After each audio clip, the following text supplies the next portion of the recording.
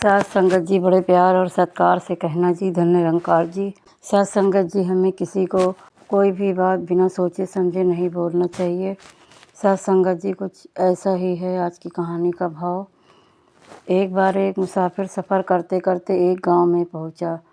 उसे बहुत बुरी तरह से भूख लगाई थी। उसके पास आटा था। उसे किसी ऐसे घर की तलाश थी जहां वो उस आटे से रोटियां बनवा सके। साथ संगत जी गली के एक सिरे पर एक बूढ़ी औरत का मकान था। वह स्त्री उस मकान में अपने नौजवान पुत्र और सुंदर पुत्र वधू के साथ रहती थी। चलता चलता वो मुसाफिर उस घर के आगे आकर रुक गया। जब वो स्त्री को पता चला कि वो मुसाफिर भूखा है और वो अपने आटे की रोटियां बनवाना चाहता है तो वह उसे मुसाफिर को अपने घर के अंदर ले गई। साथ संगत जी उस स्त्री ने मुसाफिर को एक चौकी पर बिठाया, फिर अपनी बहू से उसको लस्सी पिलाने के लिए कहा। साथ संगत जी वो स्त्री परात में आटा डालकर उसे गूंथने की तैयारी करने लगी। साथ साथ बातचीत भी चलती रही। बातचीत के दौरान उस स्त्री ने उस मुसाफिर को बताया कि वो उस मकान में अपने पुत्र और बहू के साथ रहती है। उसका पुत्र अभी काम से वापस नहीं लौटा था। साथ संगत जी उस मुसाफिर ने देखा कि आंगन में एक तरफ एक भैंस बंधी हुई थी। भैंस खूब मोटी तगड़ी थी। उसके मुकाबले मकान का दरवाज़ा बहुत ही छोटा था।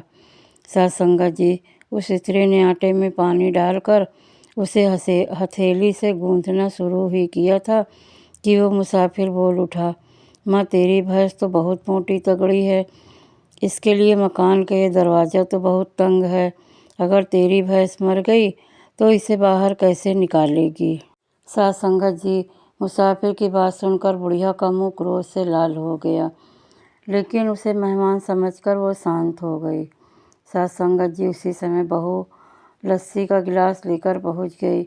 मुसाफिर ने उसके हाथ से गिलास लेते हुए बहू को गौर से देखा, फिर एकदम से बोल पड़ा, इस बात को छोड़ो माँ, तुम्हारी बहू बहुत सुंदर है। इसकी अभी कोई उम्र भी ज़्यादा नहीं है। मुझे ये बताओ कि अगर तुम्हारा लड़का मर गया तो इस बेचारी को क्या बनेगा। साथ संगत जी बुढ़िया की सहन शक्ति अब जवाब दे गई थी।